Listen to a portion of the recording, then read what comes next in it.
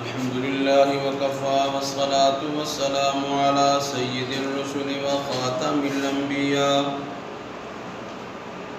وعلى آله وأصحابه الأتقياء ونشهد أن لا إله إلا الله وحده لا شريك له ولا نظير له ولا معين له ولا ند له ولا ضد له ولا مد له ونشهد أن سيدنا وسندنا وحبيب ربنا وطبيب قلوبنا وإمامنا وإمام الأنبياء والمرسلين محمدًا عبده ورسوله أما بعد فأعوذ بالله من الشيطان الرجيم بسم الله الرحمن الرحيم يا أيها الذين آمنوا اتقوا الله وقولوا قولا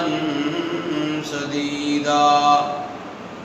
يصلح لكم أعمالكم ويغفر لكم ذنوبكم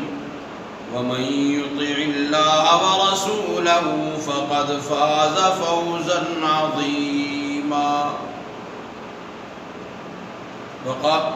وقال الله تبارك وتعالى في مقام آخر لعنة الله على الكاذبين قال رسول الله صلى الله عليه وسلم إن الصدق ينجي والكذب يهلك وقال النبي صلى الله عليه وسلم إياكم والكذب إن الكذب يهدي إلى الفجور إن الفجور يهدي إلى النار أو كما قال عليه الصلاة والسلام آمنت بالله صدق الله العظيم وصدق رسوله النبي الكريم ونحن على ذلك لمن الشاهدين والشاكرين والحمد لله رب العالمين اللهم صل على سيدنا ومولانا محمد وعلى آل سيدنا ومولانا محمد وبارك وسلم وصل عليه یا الہی جب تک میرے جسم میں جان رہے میری تمنا ہے کہ میرے لب پہ تیرا قرآن رہے یا الہی تعلیم قرآن عام کر دے ہر پرچم سے اونچا پرچم اسلام کر دے یا رب صلی وسلم دائما ابدا علی حبیبک خیر الخلق کلہم رب اشرح لی صدری ویسر لی امری واحلل عقدۃ من لسانی یفقهوا قولی میرے انتہائی واجب الاحترام معزز و مکرم محترم سامعین گرامی قدر حضرات ہماری گزشتہ مجلس کے اندر بات ہوئی تھی سچ کے حوالے سے کہ سچ کے فائدے کتنے ہیں سچائی کی اہمیت کیا ہے سچائی میں نجات ہے اور سچ ہی وہ چیز ہے جو انسان کو دنیا اور آخرت میں کامیابی کا ذریعہ بنتی ہے۔ آج کی ہماری اس مجلس کے اندر بات ہوگی جھوٹ کے حوالے سے کہ جھوٹ کے نقصانات کتنے ہیں اور جھوٹ انسان کو کہاں لا کر کھڑا کر دیتا ہے، کہ جھوٹ ایک ایسی چیز ہے کہ انسان کو جس کی وجہ سے شرمندگی اٹھانی پڑتی ہے، اور جھوٹ ہی کی وجہ سے انسان تباہ و برباد ہوتا ہے، اور جھوٹ ہی کی وجہ سے انسان اپنے خدا اور اس کے رسول سے دور ہوتا ہے۔ دنیا کا کوئی مذہب، کوئی علاقہ، کوئی قوم ایسی نہیں جو جھوٹ کو پسند کرتی ہے۔ پوری دنیا کے اندر کوئی ایسا نہیں۔ لوگ اگرچہ جھوٹ بولتے ہیں، بہت بولا جا رہا ہے، اس وقت جھوٹ بولا جا رہا ہے، جھوٹ پہ عمل کیا جا رہا ہے، کردار جھوٹا، قول جھوٹا، عقیدہ جھوٹا، نظریہ جھوٹا، باتیں جھوٹی، معاملات جھوٹے، ساری چیزیں ہیں، لیکن بحیثیت مذہب دنیا کے اندر کوئی ایسا مذہب نہیں ہے جو جھوٹ کو پسند کرتا ہے، جو جھوٹ کی اجازت دیتا ہے۔ کوئی دنیا کے اندر قوم اور تہذیب اور ثقافت ایسی نہیں جو جھوٹ کو اہمیت دیتے ہوں، جھوٹ کو اچھا سمجھتے ہوں، جھوٹ کو پسند کرتے ہوں، کوئی بھی ایسا نہیں۔ یہ جھوٹ ایک اتنی گندی چیز ہے، اتنی برائی ہے کہ اللہ کے پاک پیغمبر صلی اللہ علیہ وسلم کے فرمان کا مفہوم یہ بنتا ہے کہ تمام برائیوں کی جڑ جھوٹ ہے، تمام گناہوں کی بنیاد جھوٹ ہے۔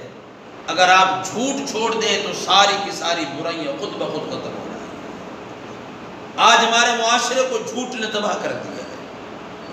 آج ہمارے معاشرے کو جھوٹ نے برباد کر دیا ہے۔ باپ بیٹے سے جھوٹ بولتا ہے، بیٹا باپ سے جھوٹ بولتا ہے، ماں بیٹی سے جھوٹ بولتی ہے، بیٹی ماں سے جھوٹ بولتی ہے، بھائی بھائی سے جھوٹ بولتا ہے، بہن بہن سے جھوٹ بولتی ہے، ایک دوسرا دوست دوست سے جھوٹ بول رہا ہے، ایک دوسرے سے اتنا جھوٹ بولا جا رہا ہے کہ کوئی کسی پر اعتماد کرنے کو تیار ہی نہیں ہے۔ ہمارے معاشرے کے اندر جھوٹ اتنا رچ بس چکا ہے، کہیں جان بوجھ کر اور کہیں انجانے میں جھوٹ بولا جا رہا ہے، جھوٹ کیا جا رہا ہے۔ اللہ کو جھوٹ پسند نہیں ہے، اس لیے کہ اللہ خود بھی سچا، اللہ کا نبی بھی سچا، اللہ کا دین بھی سچا، اللہ کا قرآن بھی سچا۔ قرآن کے اندر واضح اعلان فرمایا، یا ایھا الذین آمنوا اتقوا اللہ وقولوا قولا سدیدا، ایمان والو اللہ سے ڈرو اور اللہ سے ڈر کر بات سیدھی کیا کرو، جھوٹی نہ کرو۔ جھوٹی بات میرے رب کو پسند کوئی نہیں،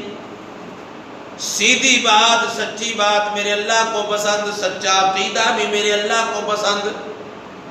جھوٹا نظریہ بھی میرے اللہ کو پسند نہیں، جھوٹا عقیدہ بھی پسند نہیں، جھوٹا کردار بھی پسند نہیں۔ اسی لیے فرمایا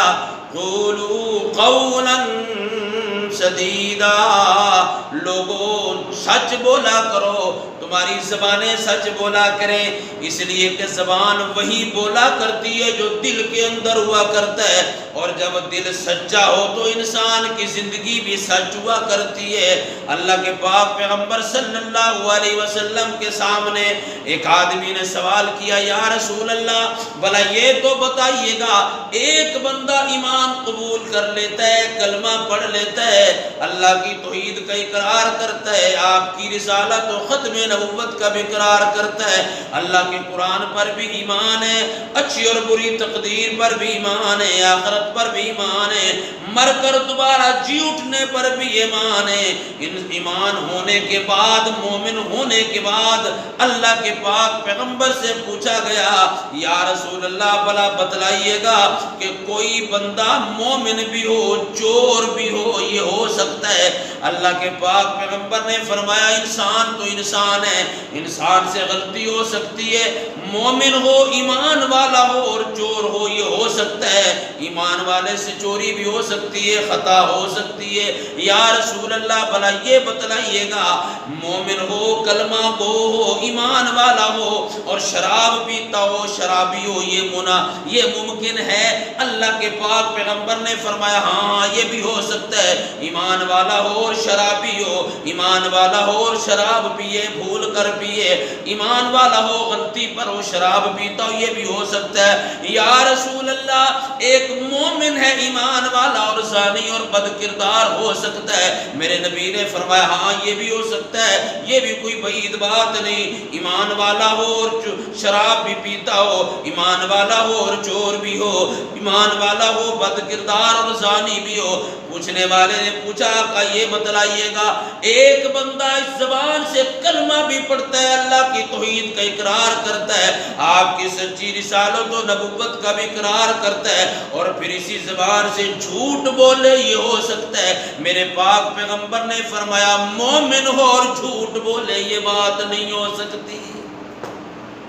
جھوٹ نہیں ہو سکتا۔ مومن کی زندگی میں جھوٹ تو کافروں کو پسند نہیں، ایمان والوں کو کہاں پسند ہے؟ اور پھر اللہ کے پیغمبر کو، اللہ کے پاک پیغمبر نے فرمایا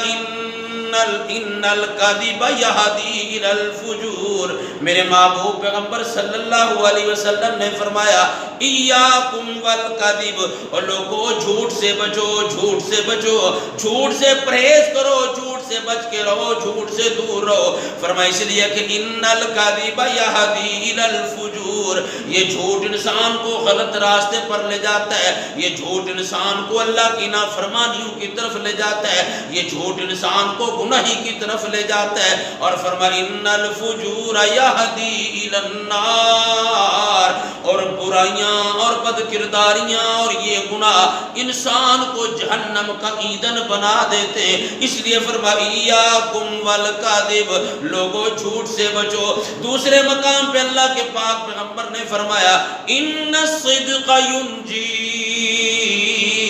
والکذب یہلک، سچ انسان کو نجات دلاتا ہے اور جھوٹ انسان کو برباد کرتا ہے۔ اتنی بری چیز ہے۔ میرے نبی کا کردار بھی دشمن کے سامنے تھا، سبھی دیکھ رہے تھے، میرے نبی کے دشمن تھے، اور اتنے دشمن کبھی موقع ضائع نہیں کیا۔ اللہ کے پاک پیغمبر صلی اللہ علیہ وسلم نے ایک موقع پر میرے محبوب پیغمبر صلی اللہ علیہ وسلم نے دنیا کے بادشاہوں کو خطوط لکھے، اسلام کی دعوت دی۔ ایک خط روم کے بادشاہ کے پاس بھی پہنچا جو کہ عیسائی مذہب سے تعلق رکھتا تھا۔ ادھر بادشاہ کے پاس خط پہنچا تو خط پڑھ کے اس نے کہا اپنے قاصدوں کو، اپنے نمائندوں کو کہا ذرا تلاش کرو، کوئی مکے کا قافلہ تجارت کے لیے آیا ہو تو ان کو میرے پاس بلاؤ اور میں ان سے ملنا چاہتا ہوں، میں ذرا ان سے حال وال کرنا چاہتا ہوں۔ قافلے کا پتہ کیا تو حضرت ابو سفیان اس وقت تک کلمہ پڑھ کے مسلمان نہیں ہوئے تھے، حضرت نہیں بنے تھے۔ حضرت ابو سفیان کو پیش کیا گیا۔ حضرت ابو سفیان پوچھتے ہیں شاہ روم ہرقل مجھ سے سوالات کرتا رہا، ایک موقع ایسا بھی آیا میرا جی چاہا کہ میں جھوٹ بول دوں، لیکن پھر مجھے یاد آ گیا میرے ساتھی میرے ساتھ بیٹھے ہیں، انہوں نے میرا جھوٹ پکڑ لیا تو پھر یہ جا کر دنیا کو بتائیں گے ابو سفیان جھوٹ بھی بولا کرتا ہے۔ میرے پیغمبر کے بارے میں مختلف سوالات کیے گئے۔ ابو سفیان فرماتے میں نے ہر سوال کا جواب دیا تو آخر میں شاہ روم کہنے لگا یہ ساری نشانیاں نبی والی ہیں۔ اس لیے کسی نے کہا اپنے ہی نہیں جو نبیوں کے سردار کی باتیں کرتے ہیں، اپنے ہی نہیں جو نبیوں کے سردار کی باتیں کرتے ہیں، دشمن بھی میرے آقا کے کردار کی باتیں کرتے ہیں، کردار کی باتیں کرتے ہیں۔ اتنا سچا کردار میرے نبی کا دشمن بھی اقرار کرتے ہیں۔ اس لیے کسی نے کہا والشمس کہیں واللیل کہیں والفجر کہیں پہ فرما کر، والشمس کہیں واللیل کہیں والفجر کہیں پہ فرما کر،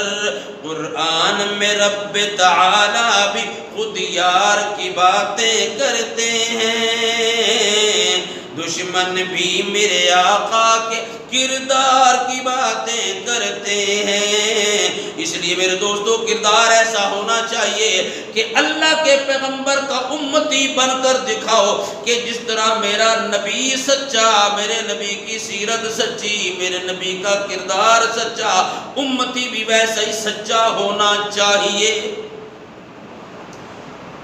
ہم آزاد نہیں ہیں، ہم مسلمان ہیں، کلمہ گو ہیں، ہم آزاد نہیں ہیں، بلکہ فرمایا ما یلفظ من قول الا لدیہ رقیب عتید۔ اللہ فرماتے ہیں مومن آدمی، اللہ فرماتے ہیں جب بھی کوئی بندہ اپنی زبان سے کوئی جملہ نکالتا ہے تو اس کا جملہ میرے کرامن کاتبین ان کو اپنی کتابوں کے اندر لکھ کے محفوظ کر لیتے ہیں۔ آج یہ کتابوں کے اندر اس کے جملے محفوظ کیے جا رہے ہیں، آج اس کو پتہ کوئی نہیں۔ جب قیامت کا دن ہوگا، قیامت کی صبح ہوگی، جب اس کا نامہ اعمال کھل کے اس کے سامنے آئے گا، ساری باتیں اس کے سامنے رکھی جائیں گی۔ جب یہ سارا نامہ اعمال کھل کے سامنے آئے گا، اللہ کا قرآن کہتا ہے اس دن وَيَقُولُونَ يَا وَيْلَتَنَا مَا لِهَذَا الْكِتَابِ لَا يُغَادِرُ صَغِيرَةً وَلَا كَبِيرَةً